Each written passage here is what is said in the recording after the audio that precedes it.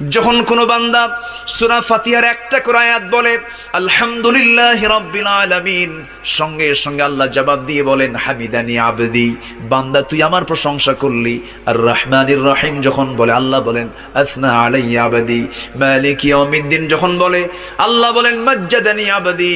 এরপরে যখন বলে ইয়াকা না'বুদু ওয়া ইয়াকা নাস্তাঈন পর্যন্ত যখন বলে আল্লাহ বলেন বান্দারে তুই আমার কাছে কি চাস, প্রাণ খুলে চারে বান্দা। ইহদিনাস সিরাতাল মুস্তাকিম থেকে শুরু করে নিয়া ওয়ালাদ-দাল্লিন পর্যন্ত যখন বান্দা বলে তখন আল্লাহ বলেন বান্দা নামাজের মধ্যে এমন প্রেমের খেলা খেললি বান্দা, তুই যা চাইলি সব আমি আল্লাহ কবুল করলাম। ওই বান্দা যখন রুকুতে যায় আল্লাহ তখন অস্থির হন।